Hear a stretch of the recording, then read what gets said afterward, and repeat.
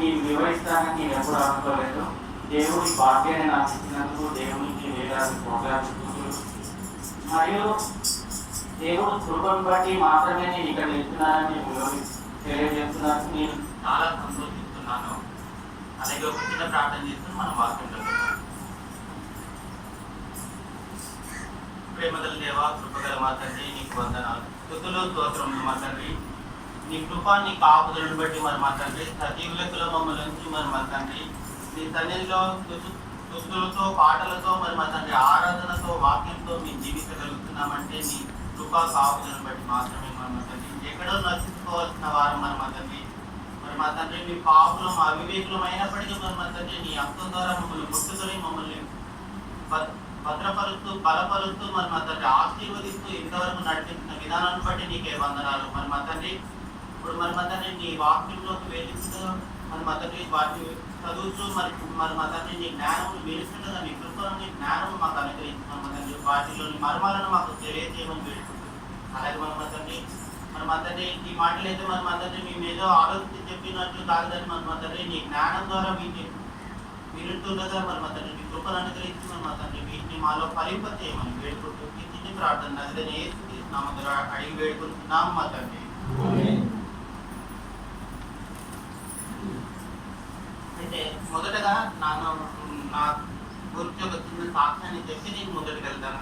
నేనైతే అది ఎవరో మీ అందరికీ తెలుసు, కరెక్ట్ కదా? సరే, అయితే నేను మా కుటుంబంలో నేను చిన్నవాడిని. సో నాది 2005లో 10th క్లాస్ అయిపోయింది. అప్పటి నుంచి నేను దేవుణ్ణి నమ్ముకుని దేవునిలో ఎదుగుతున్నాను. బట్ ఇంత సంపూర్ణంగా నేను దేవునిలో ఎదగలేదు. బట్ 2004లో నేను బాప్టిజం తీసుకున్నాను ప్రేమ్ కుమార్ పాస్టర్ గారి దగ్గర. అప్పుడు మా కుటుంబ పరిస్థితులన్నీ ఫైనాన్షియల్గా చాలా స్ట్రగుల్లో ఉన్నాం. మా అమ్మతోటే ఉండేది, మా అమ్మ కూడా మాతోటే ఉండేది. మేము ముగ్గురం అన్నదంలో మా పెద్దన్నయ్య ఒక్కడే జాబ్ చేస్తున్నప్పుడు కుటుంబ కోసం అంటే మా పెద్దన్నయ్య మా అమ్మమ్మ తిరగడం చెప్పనండి. సో అప్పట్లో నా చదువు కూడా నేను 10th అయిపోతుంటే హైదరాబాద్కి వెళ్ళిపోయాను ఏదో ఒకటి జాబ్ చేద్దామని. బట్ దేవుడు అలా ఉంచకుండా మళ్ళీ నన్ను వరంగల్ తీసుకొచ్చేసి నేను ఐటీఐ చదివాను. 2007లో నా ఐటీఐ అయిపోయింది. 2007 నుంచి నేను 2022 వరకు కూడా బయటనే ఉన్నాను. ఇంట్లో నేను ఒక 1 year 2 years కూడా లేను. ఎప్పుడు కానీ వెళ్ళినా 2-3 days ఉండేవాడిని. అలాంటిది 2021లో దేవుడు నన్ను 1 సంవత్సరంన్నర పాటు నా తల్లిదండ్రులతో ఉండేటువంటి రక్షణ భాగ్యం నాకు ఇచ్చాడు. ఎందుకంటే వాళ్ళ బాగోగులు కానీ ఎప్పుడు కానీ వెళ్ళినా సండే సాటర్డే చూసుకుని దేవుడు మళ్ళీ నా ఉద్యోగం ఇస్తే నేను ఎక్కడికి ఉంటానో అక్కడికి వెళ్ళేవాడిని. బట్ ఎప్పుడైతే ఈ కరోనా సమయంలో వర్క్ ఫ్రమ్ హోమ్ వచ్చిందో అప్పుడు 2 సంవత్సరాలు నా తల్లిదండ్రులతో ఉండి వాళ్ళ పరిస్థితి ఏంటి, ఎలా ఉంటున్నారు, ఇలాంటివి తెలుసుకోవడానికి దేవుడు నాకు జ్ఞానం ఇచ్చాడు. ఆ సమయాన్ని కూడా దేవుడు నాకు ఇచ్చాడు. అలాగే నా ఉద్యోగ విషయంలో నేను ఎంతోగానో ప్రార్థించేవాడిని. ఎప్పుడంటే నేను బెంగళూరులో జాబ్ చేసినప్పుడు 2011లో 18 కిలోమీటర్లు ట్రావెల్ చేసేవాడిని. పొద్దున్న 6 గంటలకు వెళ్తే అక్కడ 9 గంటల వరకు ఉండేవాడిని. అలా వెళ్తున్నప్పుడు ప్రతిరోజు ప్రే చేస్తున్నాను, దేవా ఏంది దేవా 12 గంటలు జాబ్ 4 గంటలు జర్నీ చేస్తున్నాను, ఇదేంటి? అయినా కూడా సాటిస్ఫాక్షన్ లేకపోయేది. జాబ్ మీద శాలరీ కూడా అంతంత మాత్రం ఉండేది. ఏంటి దేవా అన్నప్పుడు 2014లో నేను జాబ్ బంద్ చేశాను. ఒక 6 నెలలు ఫుల్ స్ట్రగుల్ అయ్యాను. జాబ్ లేదు, ఏది లేదు. అందరితో ప్రే చేసుకునేవాడిని, ఇంటర్వ్యూలకు అటెండ్ అయ్యేవాడిని. అలాంటి సమయంలో మళ్ళీ ఒకసారి దేవుడు అనిపించాడు, హైదరాబాద్ ఒకటే కాదు నీ ప్లేస్, ఎక్కడికంటే అక్కడికి వెళ్తానంటే జాబ్ వస్తుంది అన్నప్పుడు నేను అలానే ప్రే చేస్తున్నాను, ఎక్కడికైనా వెళ్తాను. హైదరాబాద్ నుంచి డైరెక్ట్ గుజరాత్కి వెళ్ళాను. నేను గుజరాత్లో 6 నెలలు ఉన్నప్పుడు కూడా నేను అప్పుడు తల్లిదండ్రులకు ఇంత దూరం ఉంటున్నానా అది ఇదని బాధపడేవాడిని. అప్పటికి నాకు జాబ్ సాటిస్ఫాక్షన్ లేదు. బట్ దేవుడు అక్కడ ఉంచి ఒక 6 నెలలు నేను దేవుడు మరి అది పరీక్ష కోసం పంపించాడో దేనికోసం పంపించాడో అయితే నాకు తెలియదు. ఒక 6 నెలల్లో మళ్ళీ హైదరాబాద్కి వచ్చేసాను. హైదరాబాద్లో 2015 నుంచి ఇప్పటి వరకు నేను అనుకున్న జాబ్లోనే ఉన్నాను. దేవుడు బహుగా ఆశీర్వదించాడు నన్ను, నా కుటుంబాన్ని. నా వివాహ జీవితంలో కూడా దేవుడు ఎంతో అద్భుత కార్యములు చేశాడు. నా పిల్లల విషయంలో కూడా దేవుడు అద్భుత కార్యములు చేశాడు. అండ్ ఇంకో బహుమానాన్ని కూడా ఇవ్వబోతున్నాడు. దేవునికి దీన్ని బట్టి వందనాలు. మరి దేవుడిని ఎప్పుడు మనం ప్రార్థిస్తేనే కాదు, దేవుని మనం మనసులో అనుకున్నప్పుడు కూడా దేవా నాకు ఇది కావాలి అనుకున్నప్పుడు కూడా దేవుడు అనుగ్రహిస్తాడు. చిన్న ఎగ్జాంపుల్ చెప్తాను. నేను ఐటీఐ చేసినప్పుడు మా ఐటీఐ కాంపౌండ్ పక్కకే రైల్వే ట్రాక్ ఉంటుంది, కాజీపేట రైల్వే స్టేషన్. సో ఎప్పుడైతే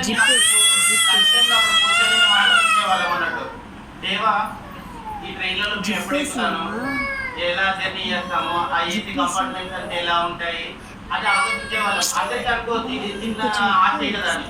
బట్ అలాంటప్పుడు దేవుడు నన్ను 35 గంటలు ట్రైన్లోనే ఉంచేవాడు. గుజరాత్కి వెళ్ళినప్పుడు ఇక్కడ నుంచి 35 గంటలు జర్నీ. సో అప్పుడు అనిపించేది, దేవా మేము నోరు చేసి అడగకున్నా కూడా నువ్వు ఆశీర్వదించావు. అలాగే నా కుటుంబ జీవితంలో మా లాస్ట్ డెలివరీ జరిగే విషయంలో కూడా అనుకోని రీతిలో మేమందరం, నేను, ప్రశాంతి, బంధం ముగ్గురం కలిసి ఫ్లైట్ ఎగ్జామ్ అనేది నేను ఎప్పుడు అనుకోలేదు. దేవుడు ఆ విధంగా కూడా ఆశీర్వదించాడు. అంటే నేను ఎందుకు చెప్తున్నానంటే ఏదో నన్ను ఎత్తుకోవడానికి కాదు, మనం మన హృదయంలో దేవుడిని పరిశుద్ధంగా, దేవా నేను చేయగలుగుతానా అంటే నువ్వు చేయగలుగుతావా లేదా కాదు, నేను చేసి చూపెడతాను, దేవుడు చేసి చూపెడతాడు. అదేవిధంగా ఉద్యోగ విషయాల్లో ఎంతో మందిని నేను చూస్తూ ఉంటాను, ఉద్యోగం కోసం చాలా మంది ప్రార్థన చేస్తూ ఉంటారు. బట్ కరోనా పరిస్థితుల్లో నాకు అలాంటి స్థితి లేకుండా దేవుడు ఆశీర్వదించి ఎటువంటి ఆర్థిక ఇబ్బందులు కలగకుండా ఉద్యోగ భద్రతను కూడా ఇచ్చినందుకు దేవునికి వందనాలు చూపలేదు. ఇప్పుడు వాక్యంలోకి వెళ్ళాం. కీర్తనలో 71:6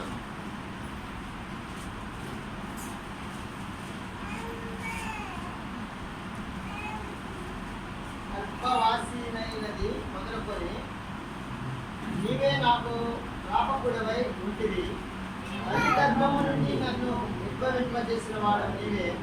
నిన్ను కూర్చి నేను నిత్యము పునరుద్ధానము చేయుదును. అర్థమైందా? ఇప్పుడు నేను సాక్ష్యం ఎందుకు చెప్పాను? తల్లి గర్భంలో మనం రూపింపక ముందే దేవుడు మనల్ని ఎలిగి ఉన్నాడు. మనం దేవుని స్తుతిస్తుంటే దేవుడు మనల్ని కూడా ఆశీర్వదిస్తాడు. మనల్ని మనం అనుకునే అన్ని సాధించగలిగేందుకు దేవుడు కృప చూపుతాడు. ఇంకోటి, అలాగే ఒక ఇద్దరు ప్రవక్తల గురించి చెప్తాను. దేవుడు వాళ్ళని ఏర్పరచుకుని దేవుడు వాళ్ళకి ఇచ్చిన ఆజ్ఞలు నెరవేరిస్తే వాళ్ళు ఎలా ఆశీర్వదించబడారని ఇర్మియా 1:4. యెహోవా వాక్కు నాకు ప్రత్యక్షమై ఇలాగు సెలవిచ్చెను. గర్భములో నేను నిన్ను రూపింపక మునిపే నిన్ను ఎరిగితిని. నీవు గర్భము నుండి బయలుపడక మునిపే నేను నిన్ను ప్రతిష్ఠించుతిని. జనములకు ప్రవక్తగా నిన్ను నియమించుతిని. అందుకు అయ్యో ప్రభువుకు యెహోవా చిత్తగించుము, నేను బాలుడనే మాట్లాడుటకు నాకు శక్తి చాలదని నేననగా యెహోవా నాకు ఇలాగు సెలవిచ్చెను. నేను బాలుడను అనవద్దు, నేను నిన్ను పంపువారందరి యొద్దకు నీవు పోవలెను. నీకు ఆజ్ఞాపించిన సంగతులన్నీ చెప్పవలెను. వారికి భయపడకుము, నిన్ను విడిపించుటకు నేను నీకు తోడై ఉన్నాను. ఇదే యెహోవా వాక్కు. దేవుడు మనల్ని ఏర్పరచుకుని దేవుడు మనకు చెప్పిన కార్యములు చేయలేమో అని అంగీకరించలేదనుకో, దేవుడు వాటిని అంగీకరించలేదు. ఎందుకంటే ఇర్మియా ప్రవక్త కూడా దేవుడు ఏమని చెప్పాడు, నేను చెప్పిన చోటుకు వెళ్ళి నా వాక్యంలో బోధించమంటే అప్పుడు ఇర్మియా ప్రవక్త గారు ఏమన్నారు, నేను బాలుడను అన్నాడు. బట్ దేవుడు ఏమంటాడు, సమస్తం నేనే చూసుకుంటాను, నువ్వు అక్కడికి వెళ్ళి బోధించమంటాడు. ఇప్పుడు నా స్థితి కూడా అంతే. దేవా నాకేం తెలియదు, నేను ఇంకా నేర్చుకునే స్థితిలోనే ఉన్నాను అన్నప్పుడు దేవుడు అన్నాడు, నువ్వు వెళ్ళి నీకు వచ్చినది తెలియజేయి, నీకుండి నీతో నీకు మాట్లాడితేవాడను నేను. అయితే ఇర్మియా ప్రవక్త అనొచ్చు, ప్రభా నేను చిన్నవాడిని కదా ఏం బోధిస్తాను అన్నప్పుడు భయపడి బెల్లనేలో అన్నప్పుడు ఏమన్నాడు దేవుడు, నువ్వు వెళ్ళి నువ్వు అక్కడ మొదలు నువ్వు మాట్లాడడం చెప్పు, నేను దాని తర్వాత నీ జ్ఞానమును నేనే ఇస్తాను. అలాగే కొన్నిసార్లు మనం ఎప్పుడైతే దేవుని మాటను అంగీకరించలేదో అప్పుడు దేవుడు బెదిరిస్తాడు కూడా. ఇప్పుడు ఏమన్నాడు, ఓన్లీ మామూలుగా చెప్పాడు అంతే ఇర్మియా ప్రవక్త, నేను వెళ్ళలేను ప్రభు అన్నప్పుడు నువ్వు వెళ్ళో నేను చెప్తాను అంటాడు. నిర్గమకాండం 3:10.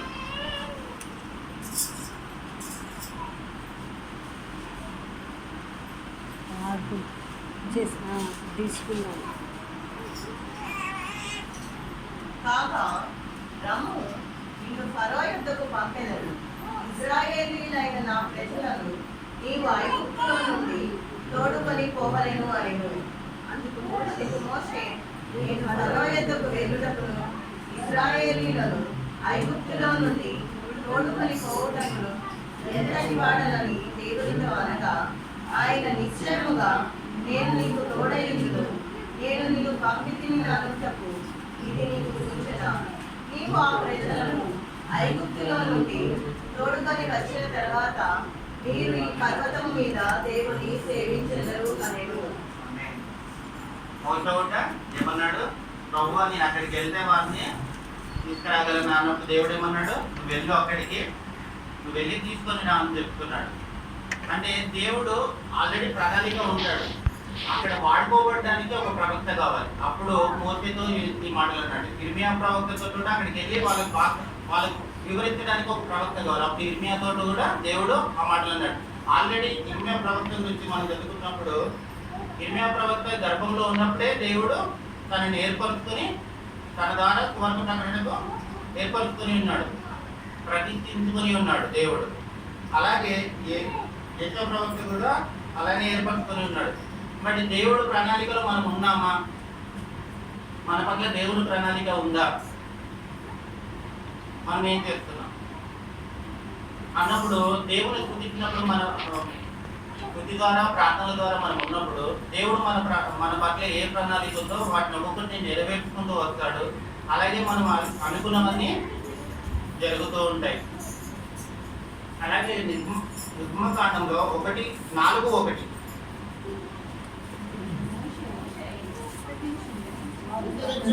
వారు నన్ను నమ్మరు, మాట వినరు, యెహోవా నీకు ప్రత్యక్షము కాలేదు అందురు అని ఉత్తరమియ్యగా. అంతే, అక్కడ కావాలి. ఎందుకన్నాడు మోసే? దేవుడు ఏం చెప్పాడు మోసేటప్పుడు? నువ్వు అక్కడ కార్యము చేయి, వారు నమ్ముదురు, నువ్వు నిజమైన దేవుని ద్వారా పంపబడిన వాడివని. అప్పుడు ఏమన్నాడు మోసే? నేను చేయలేను ప్రభు, వారు నమ్మరు అన్నాడు. బట్ దేవుడు ఏమన్నాడు? దానికి తనకిది వస్తుంది జరుగుతుందా? యెహోవా నీ చేతిలోనిది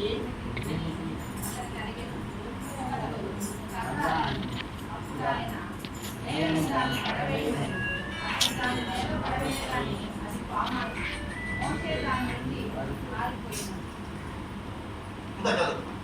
అప్పుడు యెహోవా నీ చెయ్యి చాపి దాని తోక పట్టుకొనగా అతడు తన చెయ్యి చాపి దాన్ని పట్టుకొనగానే అది అతని చేతుల్లో కదలాయెను. ఆగుదాం అక్కడ. ఏమైంది అక్కడ? దేవుడు కార్యం చేస్తానన్నాడు. బట్ మోసే ఏమన్నాడు? వారు నమ్మరు అన్నాడు. బట్ అందుకని దేవుడు ఏం చేశాడు? ఫస్ట్ ఒక కార్యం చేసి ఇక్కడ చేతిలో ఉన్న కర్రను విసిరి అన్నాడు. అప్పుడు ఏమైంది? అది కర్ర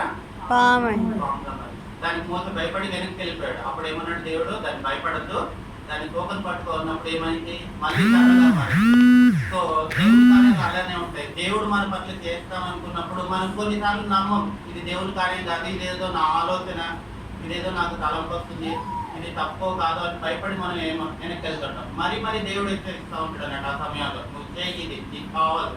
కొన్ని సమయాల్లో ప్రేయర్ గురించి మనకి ఏదో రేపు పొద్దున్నే ఏదో అస్వస్థత ఉంటుంది కావచ్చు, ఎవరికైనా అస్వస్థత ఉంటుంది కావచ్చు, వాళ్ళ గురించి ప్రేయర్ చేయమని తలంపు వచ్చినప్పుడు మనం లేచి ప్రేయర్ చేయాలి, తప్పదు. ఎందుకంటే దేవుడు కొన్నిసార్లు ఇప్పుడు మన కుటుంబంలో వారి గురించి మనకు అప్పుడప్పుడు ఆలోచనలు రప్పిస్తూ ఉంటాడు. మా అమ్మగారికి ఈ ఆలోచన కొన్నిసార్లు ప్రేయర్ చేస్తుంది అన్నట్టు. ఇప్పుడు మొన్న లాస్ట్ వీక్ లో బన్ను నిద్రపోలేదు సరిగా. మా అమ్మకు కళ్ళ ద్వారా తెలుస్తుందట, బన్ను నిద్రపోతే తీస్తున్నాడు. ఫోన్ చేసి అడిగేది పొద్దున్నే వాడు పడుకున్నాడా లేదా. నైట్ ప్రే చేసేది, మేము కూడా ప్రే చేసేవాడు. ఏదో తెలియదు, ఆ బిడ్డ చిన్న బిడ్డకి ఏమవుతుందో తెలియదు, బట్ ఏడ్చేవాడు. నైట్ కూడా ప్రే చేసాం, 2-3 రోజులు ప్రే చేసిన తర్వాత ఇప్పుడు సక్రమంగా 12-1 గంటల వరకు పడుకుంటాడు. అలానే కొన్ని ప్రార్థనలో ఉండే బిడ్డలకు ఈ తలంపులు అనేవి ఉంటాయి. సో అలాంటప్పుడు దేవుడు మనకి ఇచ్చిన తలంపులు మనం నెరవేరుస్తూనే ఉండాలి ఎప్పటికప్పుడు. అలాగే 10-17 వరకు చదువుతున్నాం, 4వ అధ్యాయంలో. అప్పుడు మోషే, ప్రభువా, ఇంతకు మునుపైనను నీవు నీ దాసునితో మాట్లాడినప్పటి నుండి అయినను నేను మాట నేర్పరిని కాను, నేను నోటి మాంద్యము నాలుక మాంద్యము గలవాడనని యెహోవాతో చెప్పగా, యెహోవా మానవులకు నోరిచ్చిన వాడు ఎవడు? మూగవారినే కానీ, చెవిటి వారినే కానీ, దృష్టి గలవారినే కానీ, గుడ్డి వారినే కానీ పుట్టించిన వాడెవడు? నోరిచ్చింది ఎవరు మనకు? చేతులు ఇచ్చింది, కళ్ళు ఇచ్చింది, అన్ని ఇచ్చింది దేవుడే. అయితే ఇవ్వని వాళ్ళని ఆశీర్వదించలేదని మనం అనుకోవద్దు ఎప్పుడు. సో వారి పట్ల దేవుడు ఒక కార్యం చేయాలని ఉన్న ప్రణాళిక ఉంది కాబట్టి వారికి ఏదో ఒకటి ఇవ్వలేదు. బట్ మనకి ఇచ్చినందుకు మనం దేవుణ్ణి స్తుతించాలి, ప్రార్థించాలి. ఇప్పుడు మనకు కళ్ళు ఇచ్చాడు, కళ్ళతో వాక్యాన్ని చదవాలి, చేతులు ఇచ్చాడు, చప్పట్లు కొట్టాలి, చేస్తున్నప్పుడు నోరు ఇచ్చాడు, పాటలు పాడాలి దేవుని సన్నిధిలో. అలానే కాదా? అలాగే చదువుకుందాం ముందటి. యెహోవానైన నేనే కదా, కాబట్టి వెళ్ళుము, నేను నీ నోటికి తోడేయుండుడి, నీవు ఏమి పలకవలసినది నీకు బోధించదనని అతనితో చెప్పాను. అందుకతడు, అయ్యో ప్రభువా, నీవు పంపదలిచిన వాణివైనా పంపుమనగా ఆయన మోషే మీద కోపపడి, లేవీయుడగు నీ అన్నయ్య అహరోను లేడా, అతడు బాగుగా మాట్లాడగలడని నేను ఎరుగుదును. ఇదిగో అతడు నిన్ను ఎదుర్కొని వచ్చున్నాడు, అతడు నిన్ను చూచి తన హృదయమందు సంతోషించును. నీవు అతనితో మాట్లాడి అతని నోటికి మాట్లాడించవలను. నేను నీ నోటికి అతని నోటికి తోడైండుని, మీరు చేయవలసిన దానిని మీకు బోధించదును. అతడే నీకు బదులు జనులతో మాట్లాడును, అతడే నీకు నోరుగా నుండును, నీవు అతనికి దేవుడుగా ఉండువు. ఈ కర్రను చేత పట్టుకొని దానితో ఆ సూచక క్రియలు చేయవాలని చెప్పాము. అయితే 14వ వచనం మళ్ళొకసారి చదువుకుందాం. ఆయన మోషే మీద కోపపడి, అతడు బాగుగా మాట్లాడగలడని నేను ఎరుగుదును. ఇదిగో అతడు నిన్ను ఎదుర్కొని వచ్చుచున్నాడు, అతడు నిన్ను చూచి తన హృదయమందు సంతోషించును. ఇర్మీయా ప్రవక్తకి ఏమన్నాడు? వెళ్ళు, నేను చూసుకుంటానన్నాడు. ఇక్కడ మోసేకు చెప్పినప్పుడు 2 సార్లు తిరస్కరించినట్టు మోసే చెప్పాడు, ప్రభువా ఇంకెవరు లేరా అన్నప్పుడు. అప్పుడు దేవుడు ఏమన్నాడు? దేవునికి కోపం వచ్చింది, కోపడి. అంతేనా? ఇప్పుడు దేవుడు మనల్ని ఏర్పరుచుకున్నాడంటే మన తోటి తన కార్యంలో జరిగించాలనే దేవుడు మనల్ని ఏర్పరుచుకున్నాడు. అండ్ మనకేమన్నా పని దేవుడు వర్తమానం బోధించడమైనా, సాంగ్స్ పాడమైనా ఏదైనా అప్పగించాడు అనుకో, మనం అంగీకరించలేదనుకో, దేవుడు దాన్ని అంగీకరించలేడు. మనం చేయలేము అంటే దేవుడు దాన్ని అంగీకరించాడు. ఎలా అయినా నిన్ను బలపరిచైనా దేవుడు నీ తన పట్ల నీ పని ఏముందో దాన్ని జరిపించుకుంటూ ఉంటాడు. సో ఇక్కడ మోసేను వదలలేదు. మీ అన్నయ్యను తీసుకొని వెళ్ళు, తను మాట్లాడగలడు కదా, తను తీసుకొని వెళ్ళి నీ కర్ర ద్వారా చూసే క్రియలు చేస్తే తను వివరిస్తాడని దేవుడు సహాయకుని కూడా ఇచ్చాడు అన్నట్టు, మోసే చేయలేను అన్నప్పుడు. అలాగే దేవుని కృప బట్టి ఇప్పుడు మనం తన కార్యములు చేయలేము అన్నప్పుడు దేవుడు తన కార్యములు జరిపించడానికి తిరిగాడు. సో దేవుని కార్యములు ఎలాగైనా జరిపించుకుంటాడు. ఇప్పుడు మనం చేయలేమన్నా కూడా మనల్ని బలపరుస్తూ దేవుని కార్యములు జరిపించుకుంటాడు. సరే, ఇంకొక వచనం యోబు గ్రంథంకి వెళ్దాం. అయితే యోబు గ్రంథానికి వెళ్లే ముందు యోబు గురించి ఒక క్వశ్చన్ అడుగుతారు. 2 ఉన్నాయి. యోబుకి ఎంతమంది మిత్రులు ఉన్నారు? 3 ఉన్నారు. అయితే యోబు గురించి మీకు అందరికీ తెలుసు. సో యోబు గురించి మనం డిస్కషన్ చేసిన ముందు నేను ఇప్పుడు కొంచెమే వివరిస్తాను, తర్వాత మనం డీప్కి వెళ్దాం రానున్న రోజుల్లో. యోబు దేవుడికి ఇష్టడు కదా. యోబుకు 3 స్నేహితులు దేవుని సూచక్రియల పట్ల పరీక్ష పెడుతూనే ఉంటారు. మరియు ఇంకొకరు పెడతారు. యోబుకు కావాల్సిన వారు ఎవరు? యోబు భార్య కూడా చాలా 2వ అధ్యాయంలో ఉంటుంది. అది యోబు భార్య కూడా ఒకసారి అంటది, నీవు దేవునికి అంత ఇష్టడివి కదా, నీకే ఎందుకు ఇన్ని పరీక్షలు. అయితే ఈ పరీక్షలు అన్నప్పుడు లాస్ట్ ఫ్రైడే మనం పాత్ర చెప్పారు, మన పట్ల జరుగుతున్న కార్యంలో 2 విధాలు. ఒకటి దేవుడు చేపిస్తాడు, ఒకటి అపవాది ఆలోచన చెప్తాడు. ఈ కార్యం ఇప్పుడు కూడా యోబు విషయంలో శ్రమలు ఉంటాయి. 2 రకాల శ్రమలు. ఒకటి దేవుడు మనల్ని పరీక్షించడానికి శ్రమలు ఉంటాయి, ఒకటి మనం తప్పు చేసినప్పుడు శ్రమలు ఉంటాయి. అయితే నేను డైరెక్ట్ చెప్పేస్తాను. యోబు చాలా సంపాదిస్తున్నాడు, గొర్రెలను, ఒంటెలను, పనివారిని కూడా. అయితే సాతాను వచ్చి దేవుడిని అడిగింది, నీకు ఇష్టడు కదా యోబుని ఇంతగానో ఆశీర్వదించావు కదా, బట్ యోబుని నేను ఒకసారి యోబు దగ్గర ఉన్న ఆస్తులన్నీ తీసేస్తే నేను ఒకసారి యోబును అప్పుడు నిన్ను యోబు తిట్టుకుంటాడు అంది. అప్పుడు దేవుడు ఏమన్నాడు, సరే నేను అన్నీ తీసుకుంటాను యోబు దగ్గర నుంచి, బట్ ఒక కండిషన్ పెట్టాడు. ఏం కండిషన్ పెట్టాడు దేవుడు? అయితే అపవాది మన విశ్వాసాన్ని పరీక్షించడానికి అపవాది మనల్ని మన పక్క ఏదో కార్యం చేయడానికి దేవుడి దగ్గర పర్మిషన్ తీసుకుంటుంది. బట్ దేవుడు ఒక కండిషన్ పెడతాడు, ఏమైనా చేయగానే ప్రాణాన్ని మాత్రం టచ్ చేయొద్దంటాడు. అలాగే యోగు కూడా ఒక మాట చెప్పాడు, ప్రాణాన్ని మాత్రం ఇవ్వద్దు, ఏదైనా చేసి అంటాడు. అప్పుడు ఏమంటాడు, తను విందులో ఉన్నప్పుడు గొడ్డలు పోయినాయి అని ఒక సేవకుడు చెప్తాడు. తర్వాత నీ కుమారులు చనిపోయారు, తర్వాత నీ గొర్రెలన్నీ తుఫాన్లో కొట్టుకెళ్ళారు. అలా చెప్పినప్పుడు యోగు ఏం చేస్తాడు, ఒకసారి యోగు గ్రంథం 1:20 చదువుతున్నాం. 1:20. అప్పుడు యోగు లేచి తన పైడపనమును చుట్టుకొని తల వెంట్రుకలు విరిగించుకొని నేల మీద సాష్టాంగపడి నమస్కారం చేసి ఇట్లనెను, నేను నా తల్లి గర్భములో నుండి దిగంబరినై వచ్చితిని, దిగంబరినై అక్కడికి తిరిగి వెళ్ళెదను. యెహోవా ఇచ్చెను, యెహోవా తీసుకొని పోయెను. యెహోవా ఇచ్చెను, యెహోవా తీసుకొని ఈ లోకంలో మనకి ఇచ్చినవన్నీ యెహోవా ఇచ్చాడు. మనం వెళ్ళేటప్పుడు ఇతన్ని వదిలేసి వెళ్ళిపోతాం. సో లోక ఆశల గురించి కూడా మనం ఎక్కువ పట్టించుకోవద్దు, లోక సంబంధాల గురించి కూడా మనం పట్టించుకోవద్దు. బాగున్నారా అంటే బాగున్నారు, అలా అని మొత్తం వదిలేయమని లేదు, వాక్యంలోనే ఉంది, తల్లిదండ్రులను సన్మానించాలి. సో ఇవి కూడా చేయాలి, లోకం పట్ల ఆశ పెట్టుకోవద్దు అంతే. అలాగే 22వ వచనం కూడా చెప్తున్నాం. సముద్రంలో ఏ విషయమునను దేవుడు పాపము చేయలేదు, దేవుడు అన్యాయం చేశానని చెప్పలేదు. మనం ఇలానే చెప్తామా? ఇప్పుడు కరోనా టైంలో ఏమన్నా అయిందనుకో ఏమంటాం, దేవా నేను ఇన్ని రోజులు స్తుతించాను కదా, నాకే ఎందుకు ఈ పరీక్ష, నాకే ఎందుకు ఈ అపవాది, నన్ను ఎందుకు అప్పగించావు అపవాది అంటున్నా. బట్ యోగు ఏమని అన్నాడా? దేవుని పట్ల అక్కడ ఏమన్నాడు? దేవుడు అన్యాయం చేశానని కూడా చెప్పలేదు. ఇప్పుడు యోగు స్థితిలో, యోగు పరిస్థితిలో ఎవరైనా ఉన్నా ఒప్పుకుంటారా? అందుకనే దేవుడికి యోగు అంటే ఇష్టడు. అలాగే యోగు విషయంలో భార్య గురించి అనుకున్నాం కదా, 2:19 అందుకొకడు మూర్ఖురాలు మాట్లాడినట్టు నీవు మాట్లాడుచున్నావు, మనము దేవుని వలన మేలు అనుభవించుమా, కీడును మనము అనుభవింపగలదా అనెను. ఈ సంగతులలో ఏ విషయమందును యోగు నోటి మాటతోనైనను పాపం చేయలేదు. ఏముంది? యోగు నోటి మాటతోనో పాపం చేయలేదు.